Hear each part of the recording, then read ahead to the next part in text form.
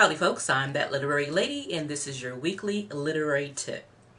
Today I want to briefly talk about LCCNs, Library of Congress control numbers. Now if you are publishing your own work or if someone else is publishing it for you, you should always have an LCCN number for your book. Now many people get the LCCN number confused with the ISBN number and the copyright of the book. They are all three different processes and they must all three be done for your book.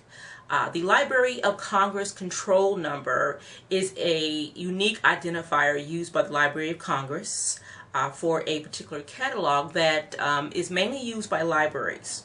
So for example, if you go into your local library and you see your book there and you didn't beg and plead for them to put your book in their library, it's more than likely they found your book through the Library of Congress LCCN catalog.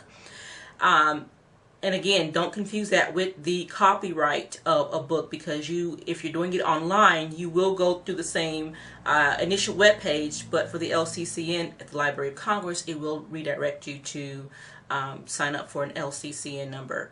The turnaround time is pretty quick. I've got mine within 24 to 72 hours, business hours, and they'll send them to you through email. So make sure once you get that email, you print it out, you put it in a safe place, because that is your identifier for that particular registered book. Now I want to give you a couple of examples of how LCCN numbers and registrations look on the inside of your title page, which is where it must be displayed, just like your ISBN number and your copyright information. So first we have a book here by Pat Simmons, Guilty by Association. And if you look on the inside of the book, you'll see here, see if you can see it there, it's right above her ISBN number.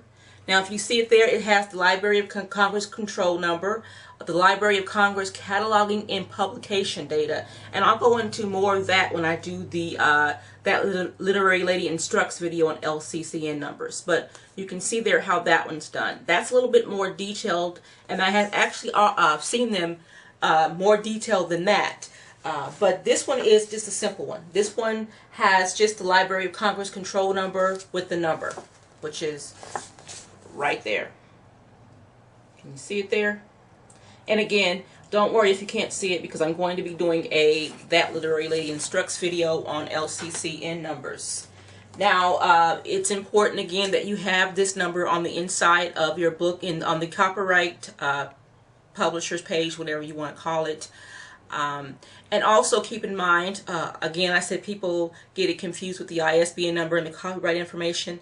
You do, or you are required to send in 2 books to the Library of Congress so they can have those on file. Now, they don't guarantee that they'll actually keep those books in their library. Of course, there are millions of books and there's no way they can keep those books.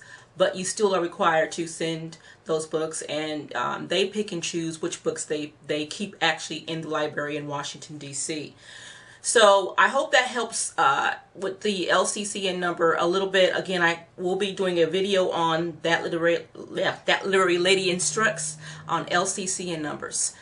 Well, this has been That Literary Lady, and this has been your weekly literary tip.